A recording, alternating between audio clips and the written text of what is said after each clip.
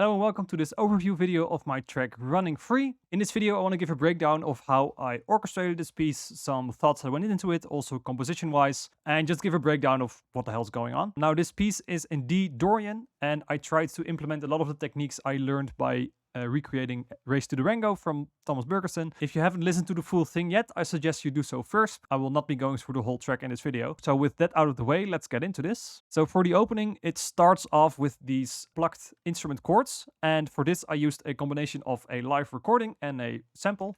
So the sample is Medieval Era 2's Medieval Lute, which I liked, but I had just bought a new instrument that I wanted to use, which is this baby. So this is a Merlin, as it's called. It has one low string, one middle, and two high ones. Root, fifth, root. The frets are tuned to a major scale, so anything that you play on this will sound good. And this really added this nice bright sound to these chords from the opening. So just the seagull, and then together with the lute. So together they are, I think, greater than the sum of their parts, and they really add this nice introduction and accents throughout the piece.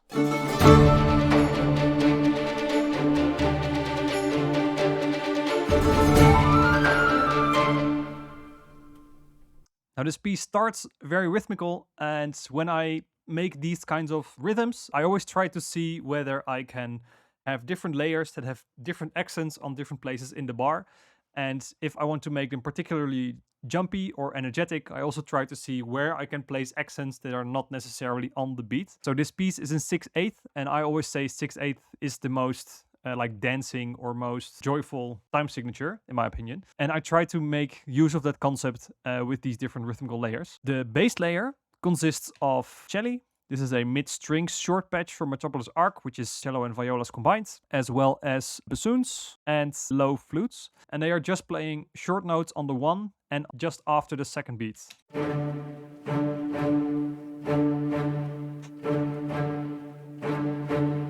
Just to create some forward momentum and to not just have the pulse be dun, dun, this makes it just a little bit more playful. On top of that, there is a rhythm that is going on quite quickly, and that's stationary on one note, which is in the second violins.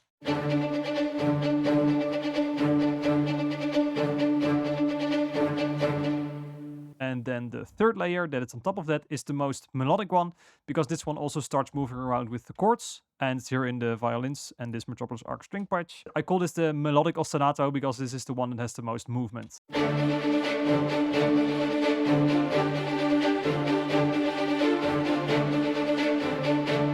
And then these basses pizzicato are just to put an accent on some of those notes. Now the second time we hear this, when the horns come in, I ramp up the intensity in a couple of ways.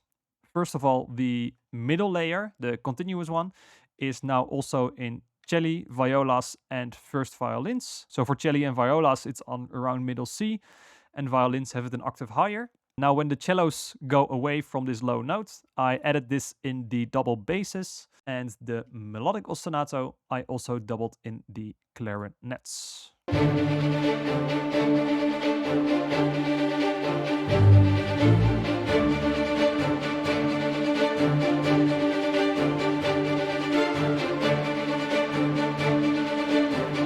So the material isn't changing, I'm just adding a few more instruments and a few more octaves to round out and fill out the sound a little bit more. Now during this opening rhythm, I didn't want to introduce any melody yet, I just wanted to set atmosphere of the piece, and it is quite playful, so I wanted to have these running woodwind lines going up and down. I chose to do so in flute and oboe overlapping each other, and at some point the harp also enters just to add a couple of accents to the flute notes that are going on.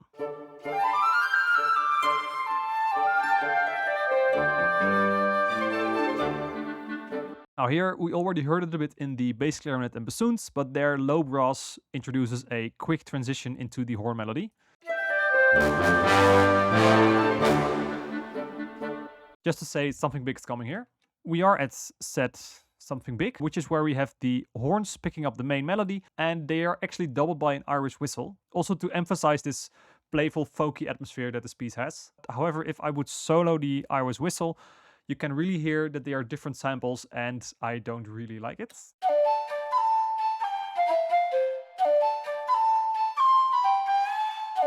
But however, if you mix them with the horns and everything else that's going on, you'll notice that you don't really hear it. You just hear it as this color that is adding this folksy character to the horns and to the melody.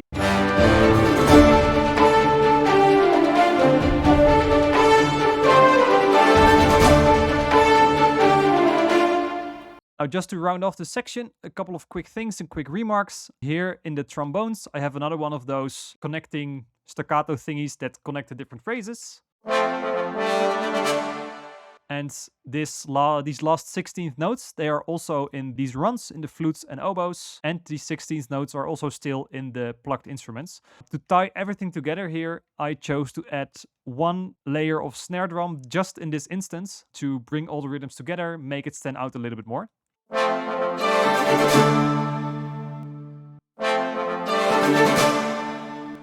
And this snare drum, besides bringing everything together, it also makes the 16th note rhythm itself really punch through in the mix. I would leave it out.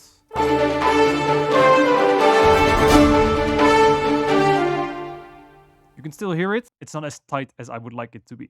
Now, when we get towards the ending, the chords start changing and I'm making this transition. Here I am continuing this idea of different rhythmical layers overlapping with each other in the trumpets and trombones. Trombones and trumpets have a similar sort of rhythm, but their accents are always in a different place. And then towards the end, they end on the same note to make this really a transition that is interesting rhythmically, but ends strong. Something similar I'm doing in the runs that accompany the same transition. Here I have one layer that is in octaves playing this. And then in the piccolo, I start out differently, but then move towards the same ending. So together it is again the same thing that we saw in the trumpets and trombones. They are playing similar material, like a run in this case, compared to the staccatos in the brass. They start out differently to make it interesting, but then when we go towards the transition and we need a strong ending, they come together and play the same thing. And you hear this long short motive. Keep this in mind because this is coming back later. It's actually one of the building blocks I built the faster notes in this piece around.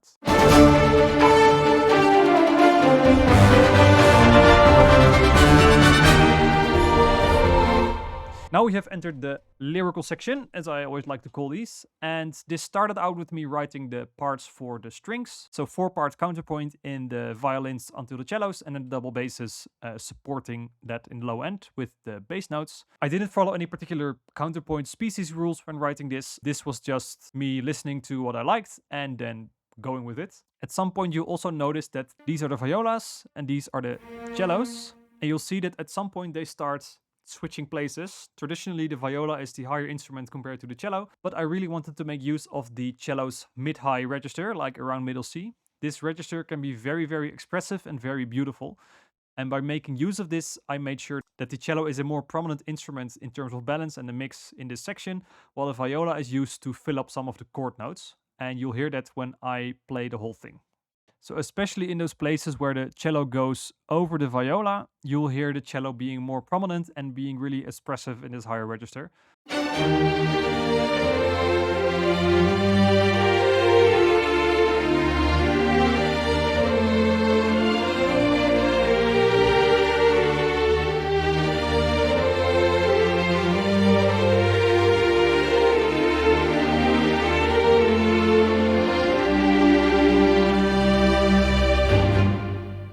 I really love that register and I try to make use of it as often as I can.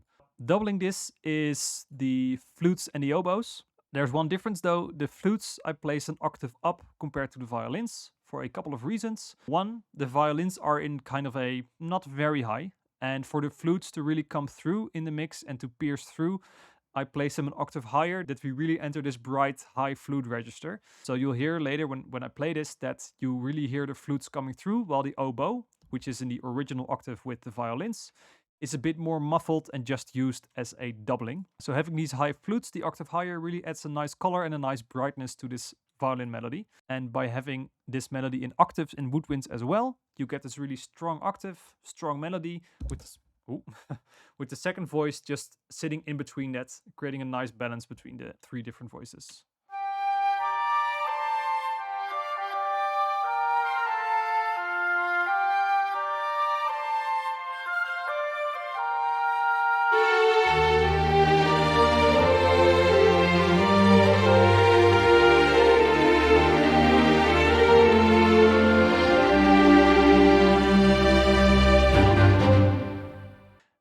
working on an accompaniment for this section, I thought this is a lyrical section, so I need harp and I need long notes. So I added choir and harp.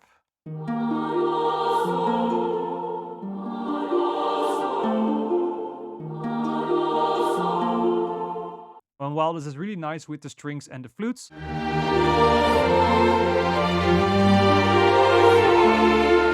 I still felt something was missing. What I felt was missing or was lacking is that this section now felt really disconnected from what came before and also what came afterwards. We have this really strong driving rhythms in the opening, and then here they just disappear. It still has this 6/8 flow, and the harp does add some movement.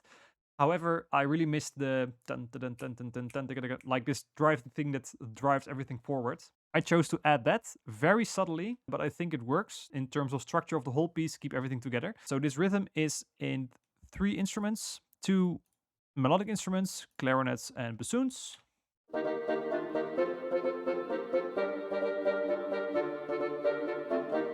So this reminds you of the opening melodic ostinato, same rhythm, same type of movements. And then to make it pierce through a little bit more, just like I did earlier, I just added some snare drums.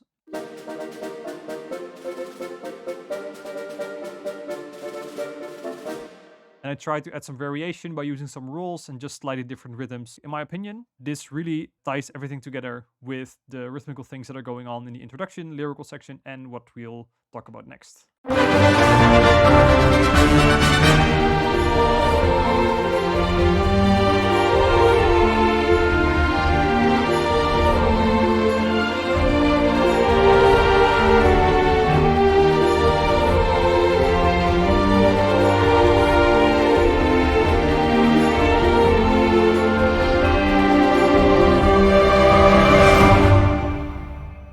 And then one last thing I forgot to mention, I also have a couple of brass notes just highlighting the middle section between the 2 different phrases and going into the next section.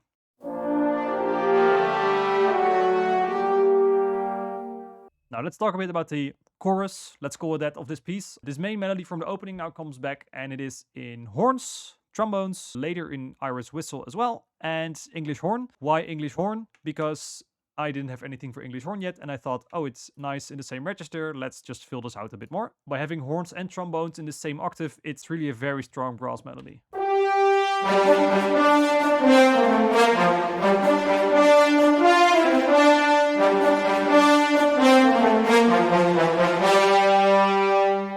Now, what's going on underneath in terms of the bass? It's not that we have like a harmonic progression, it's more we are in Dorian, and these are the notes we're using. I think we modulated as well here to G, by the way. Yes, we did. Since it's not a chord progression, but more a melody within a Dorian atmosphere, I was very free to see which notes I used in the ostinato and the bass notes. So for the bass, I used this driving rhythm that was going up.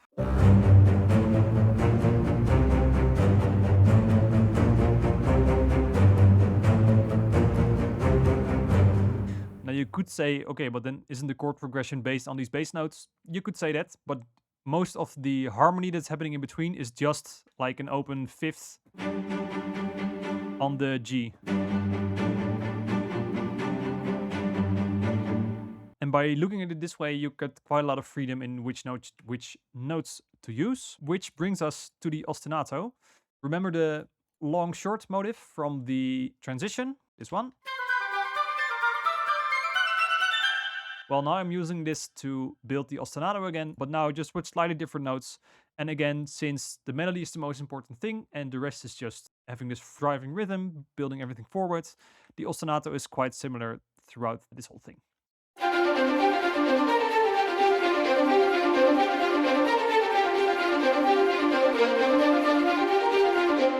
And again, I chose to have the flutes an octave up compared to the violins, because the violins are in this range from middle C and a fifth up, and the flute is very low there. So having an octave up, it again adds some brightness and it stands out a little bit more. And now the second time we have this melody, it builds a little bit, and one of the ways how I build it is by adding an octave above as well in the violins. And finally, when we have this transition from the first time to the second time, I add the piccolo just on this movement up to add some emphasis to that, using the piccolo sparingly on these runs. And my favorite layer in this is one that you actually don't really hear that well, which is in piccolo, oboe, clarinets, trombones, and trumpets.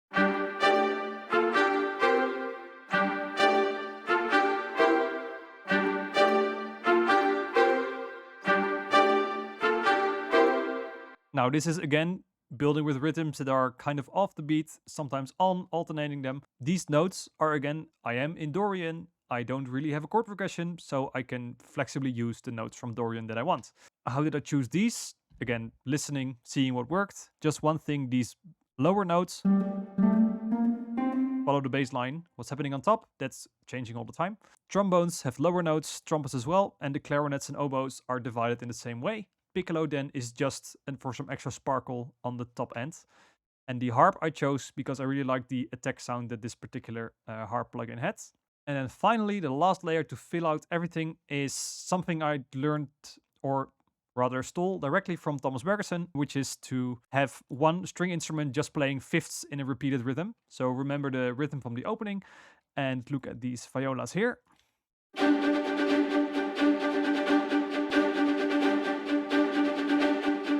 Now, if I would play the strings without and then with, you'll hear that they really kind of fill this gap between ostinatos and low basses. And there's some space here that I filled out with this repeated note pattern.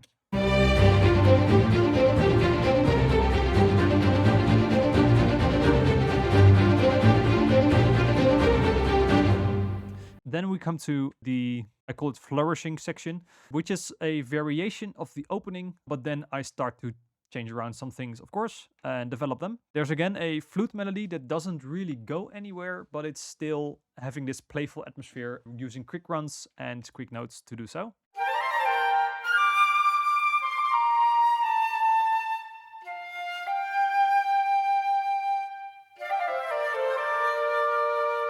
And now to add some variation, I chose to change what's happening underneath and give that a bit more presence than just being rhythmic filler and this rhythmic engine. And like I said, with rhythms like these, I'm always looking how can I alternate rhythms, how can I make jumps between different instruments, and how can I play around the beat to make them interesting and stand out. So here we have this bass layer that we have from the opening as well, which starts doing the same thing that they did, but then start moving around when we reach this section.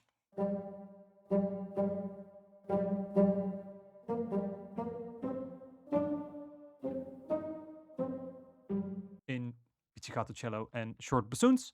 And now to complement that, expand on this, I added a second layer of these short notes, which would alternate with the bassoons and the cellos in short clarinets and pizzicato violas.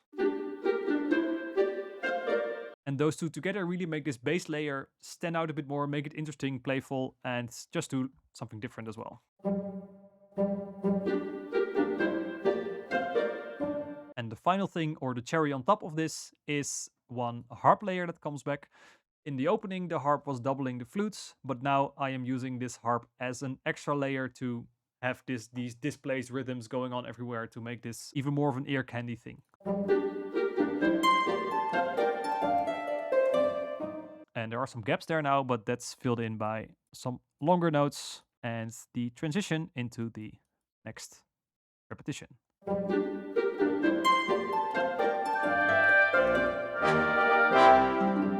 Then going with the melody, then just to close this off.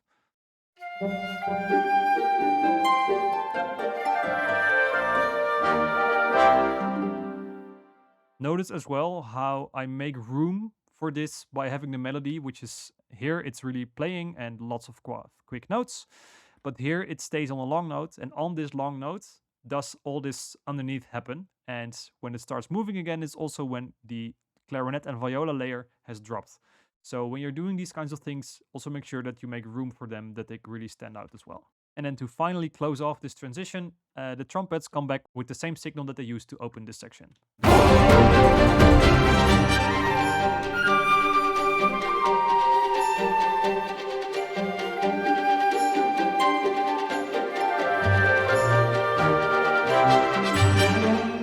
Now for the second part of this flourishing section, I start to change things around a bit. This is really some new material, but it's always based on something that came before. One thing that came before is that the rhythm is still going on,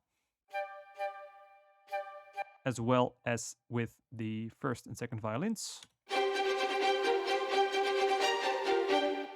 It's now building towards the climax, but what's happening underneath, that is changing. Again, remember the long short motive, the ta-da-da-da-da-da-da-da-da-da. I now flipped it around and put it in the low end. So I always try to see what material do I already have and how can I use this, change it around to make something that is new and interesting. So here in the bassoons, as well as violas and cello, bassoons with mid-low strings together are just chef's kiss. They're great together.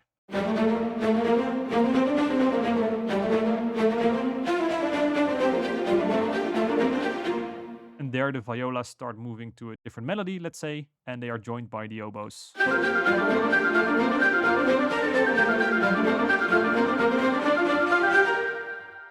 And the second time when the oboes enter, I add some instruments below the cellos and the bassoons, contrabassoon and the double basses. Now, if I would have them play the this really quick thing, it would get kind of muddy. So instead I chose to see which are the main notes of this melody, and those notes I chose to put in the contrabassoon and double basses. So here you can see that the bassoons are kind of anticipating the next note, da-da-da-da, and adding some extra movement, while the double bass and the contrabassoon are just playing the longer ones. So together.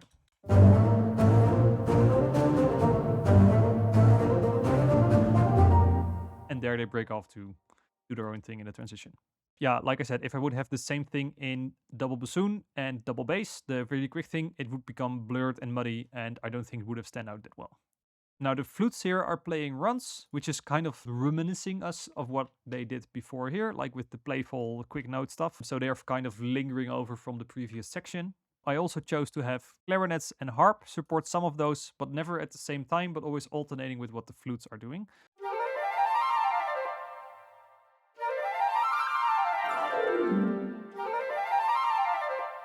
So here you see at the moment the flute stop, the harp enters with the gliss down, and also the clarinets with this run going downwards. Now, going into this climax, I have some material repeated to build up, some trills, the piccolo, marcato going back up, brass crescendos, and then we enter in a repetition of the chorus, but now it's a bit bigger. How is it bigger, you ask? So the ostinato is already in octaves from the start. Cellos are in octaves, basses in octaves, also add some more woodwinds on the ostinato. The melody is now also in the choir, and the second time we play it, the women in the choir also sing an octave higher. So we keep building towards the end. And also the second time when we are building, trumpets are added, also an octave higher.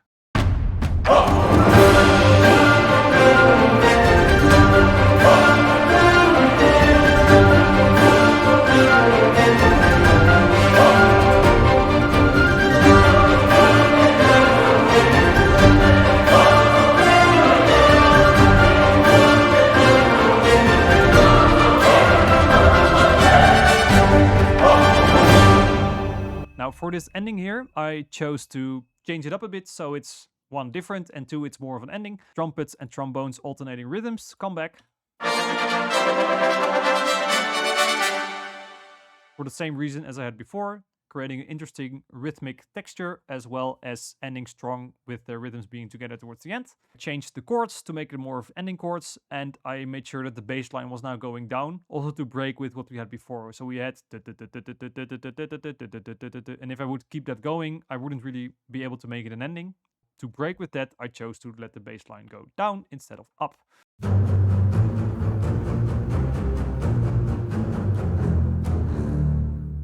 Also notice that it's not doing dun dun dun dun dun dun dun dun dun dun. But here I also try to make some variation, and doing so also speeds it up a bit. Like compressing this motion downward is going quicker, which also makes the intensity go up towards the end. And then finally, this last chord is based on a very spacious open fifth, with the horns playing a last iteration of the melody, and some woodwind trills and runs, a horn rip closing it all off, and the trumpets and trombones playing their last signal. Together this time, not alternating. So in terms of mixing, I cover most of this in my template video. Like the specific mixing I'm doing in this track is mostly volume automation, just orchestration. It's also largely what's important about mixing. Most of my settings that I cover in my template video, so I suggest you watch that up here. But just to go over things quickly, I have everything going to different subgroups of the different instruments. They all have their own EQs. Most EQs have added a little bit of high end, remove something in the middle, and boost the low end a little bit to have like this universal curve going on throughout the thing. Some of them have a little bit extra. I always put the horns up a bit because I just like how that sounds. Trumpets are very often very strong on their own already. Then everything goes into 2 different reverbs, one to bring everything in the same room and one to add a little bit of tail. So for the first one, I'm using cinematic rooms, and on the second one, I'm using Valhalla room.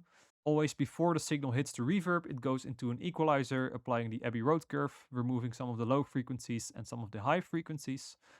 And the third send that everything goes to is to Supercharger GT, which is a distortion saturation plugin, which has a mix bus parallel. So this applies parallel compression to everything that's going on, which adds a very overly compressed signal from within to really fill out the sounds and bring it together.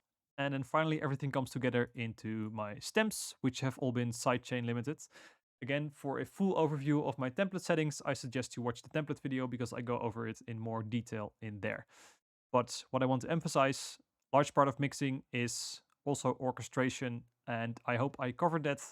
So that's it. I hope you enjoyed that. Thank you so much for watching. If there's anything you feel like I've left out, or if you have any more questions, feel free to ask them in the comments down below, and I'll make sure to answer any questions you still might have. By becoming a patron, you get access to the stems, MIDI file, and full mix of this track, and also you'll support me, for which I'm very, very grateful. Thank you so much to all of you who have already subscribed. If you like this video, don't forget to show and subscribe, and I will see you in the next one.